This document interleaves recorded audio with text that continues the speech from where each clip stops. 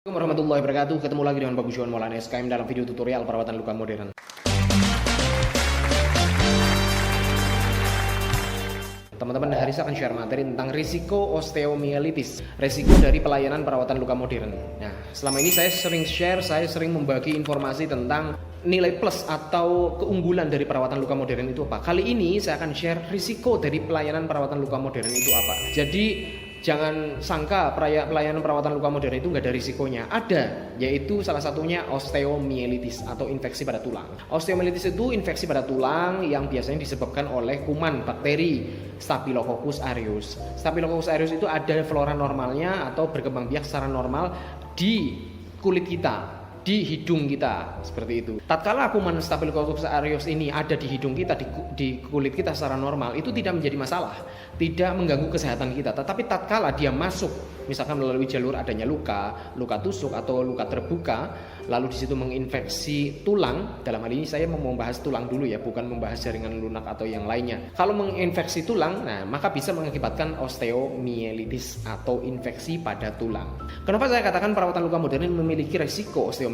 Ya karena perawatan luka modern dalam hal ini adalah kita memberikan perawatan dalam waktu yang lama. Luka-luka yang kita rawat seperti ini tidak langsung seketika kita bisa langsung mengeksekusinya sembuh selesai dalam waktu yang singkat, seperti dengan cara kita melakukan amputasi atau amputatum, ya kan. Kalau amputasi potong selesai kita jahit bisa cepat, artinya tidak ada risiko-risiko kita bone expose atau tulang yang terbuka lalu terpapar dengan udara luar dalam waktu yang lama dan sebagainya ya.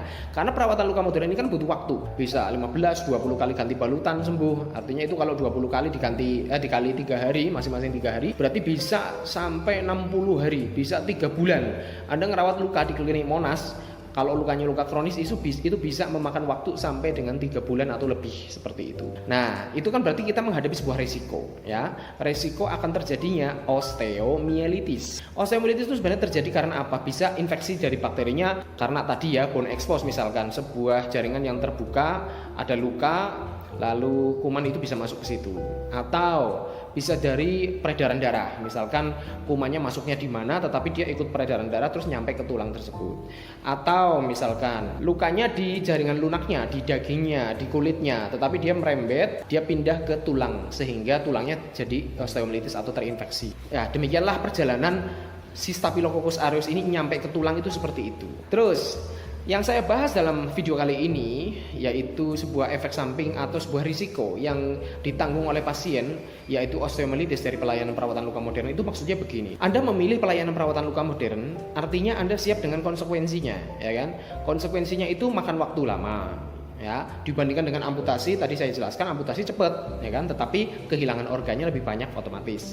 Kalau pelayanan perawatan luka modern, kehilangan organnya bisa diminimalisir, hanya jaringan-jaringan yang mati saja yang akan melunak dengan sendirinya dengan autolysis debridement, lalu akan berkurang dengan sendirinya. Nah, artinya membuang jaringan matinya tidak dengan surgical debridement ya, seperti itu. Nah, itulah yang mengakibatkan pelayanan perawatan luka modern itu memakan waktu lebih lama. Karena lebih lama berarti lebih risiko terjadinya osteomielitis. Osteomielitisnya kapan terjadinya? Mungkin kapan-kapan nanti, bukan akut sekarang juga terjadi. Mungkin bisa jadi Anda dirawat lukanya nih 3 bulan atau 3 bulan setengah sembuh. Setelah itu sembuh berarti sudah rapat kan? Nah, tetapi tulang yang ada di dalam itu tadi karena sudah bone expose, karena sudah lama terekspos dengan Staphylococcus aureus yang ada di luka, yang ada di kulit sekitarnya dan sebagainya, mungkin akan menampakkan tanda gejala osteomielitisnya nanti. Nah, jadi Anda mungkin sekarang senang dulu sudah sembuh, alhamdulillah, tidak jadi amputasi, terselamatkan, alhamdulillah. Nah, tetapi Anda bisa jadi itu membawa bibit-bibit kuman yang masih ada di dalam tadi. Jadi Staphylococcus aureusnya sudah masuk di situ dan mungkin kapan waktunya akan menjadi sebuah masalah. Oke, itu memang sebuah konsekuensi yang Anda hadapi tatkala memilih pelayanan perawatan luka modern. Karena tadi saya katakan memang tindakan yang dilakukan, waktu yang dibutuhkan dan sebagainya, paparan dengan dunia luar, paparan dengan agen-agen infeksi di sekitar luka, paparan dengan kulit kulit normal yang di sebelah luka juga, paparan dengan udara dan sebagainya, memang mengakibatkan Anda lebih berisiko terkena osteomielitis daripada orang yang amputasi, ya kan? Nah, tetapi memang jangkanya agak panjang. Saya sebut kronis. Osteomielitis itu bisa terjadi akut, bisa kronis. Nah, umumnya yang terjadi pada pasien-pasien diabetes, pada pasien-pasien yang memiliki luka yang terbuka dan sebagainya, itu risiko terjadinya adalah osteomielitis yang kronis. Anda mungkin itu perjalanannya lama gitu ya. Sudah infeksi kuman di situ, Staphylococcus aureus sudah masuk situ dan mungkin akan berproses terus. Nah, nanti akan memunculkan tanda gejalanya nanti. Luka diabetes Anda misalkan sudah sembuh, nanti baru muncullah gejala-gejala. Gejalanya apa saja? Misalkan nyeri seperti itu, bengkak, misalkan di situ terjadi peradangan sampai keluar nanah dan sebagainya, mual muntah, mungkin tidak nafsu makan, berat badannya menurun dan sebagainya. Itu tanda-tanda infeksi secara umum, demam dan sebagainya seperti itu. Nah, tatkala timbul permasalahan seperti itu, Anda baru tergerakkan, waduh ini kenapa nih, saya harus periksa ini itu dan sebagainya. Nah, mungkin Anda mengunjungi tempat pelayanan kesehatan untuk pemeriksaan tanda-tanda tadi. Nah, prosedur diagnostik atau dokter itu memeriksa atau mendiagnosa Anda itu osteomielitis itu dengan beberapa cara. Misalkan dari pemeriksaan darah. Dari pemeriksaan darah nanti diketahui, oh ini leukositnya naik, berarti sel darah putihnya naik, itu tanda terjadinya infeksi. Atau misalkan pemeriksaan dengan biopsi tulang. Biopsi tulang itu berarti mengambil jaringan tulang sedikit lalu dibiopsi, lalu diperiksa di situ ada kuman apanya, seperti itu. Atau dengan pemindaian atau scanning, misalkan dengan cara ronsen atau CT scan atau MRI atau USG dan sebagainya, itu bisa melihat bahwa tulang ini sudah terjadi osteomielitis atau sudah terjadi infeksi pada tulang seperti itu. Nah, barulah saat itu didiagnosa Anda osteomielitis. Nah, setelah itu kan berarti diobati. Obatnya apa? Bisa antibiotik. Antibiotik itu bisa sampai 4 sampai 6 minggu atau kalau serius bisa sampai 12 bulan bahkan seperti itu ya, sampai setahun. Lalu mungkin tindakan-tindakan jika memang perlu diambil, misalkan karena itu osteomielitesnya sudah parah, kondisi tulangnya sudah tidak terselamatkan dan di situ sudah dianggap benda asing, otomatis benda asing itu juga harus diambil. Nah, luka yang tadinya sudah tertutup ini judal-udal lagi toh, mau nggak mau karena diambil sih, karena dioperasi berarti tulangnya harus dibuang, diambil.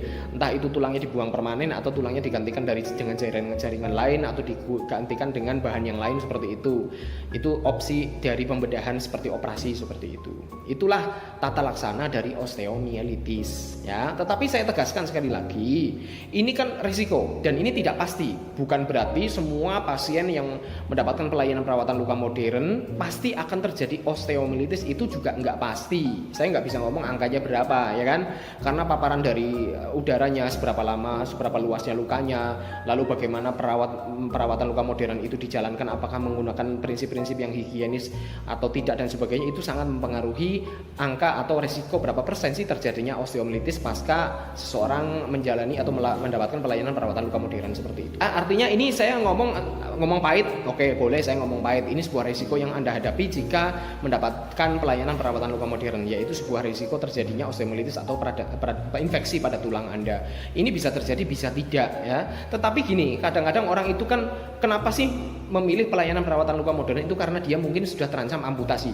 Karena orang sudah divonis amputasi itu ketakutannya luar biasa. Jangankan kehilangan sebuah kaki ya, satu organ, kehilangan satu ruas tulang saja kan itu sudah membuat stres orang, ya kan?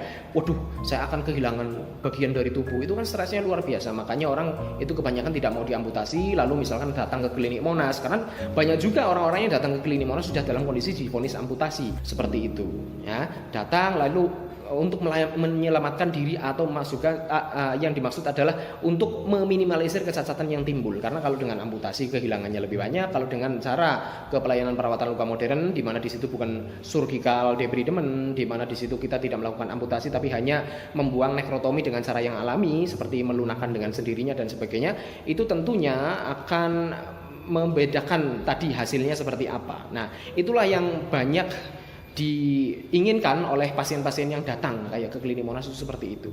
Ya ada plus minusnya. Anda tidak jadi diamputasi tetapi pelayanan perawatan luka modern. Tetapi pelayanan perawatan luka modern tetap ada risikonya, yaitu tadi yang saya jelaskan osteomielitis seperti itu. Nah, cuman kebanyakan pasien itu ya wis penting sembuh dulu kan seperti itu. Yang penting tidak jadi amputasi, selamat ya kan, baik selamat nyawanya, selamat organnya, lalu sembuh dulu.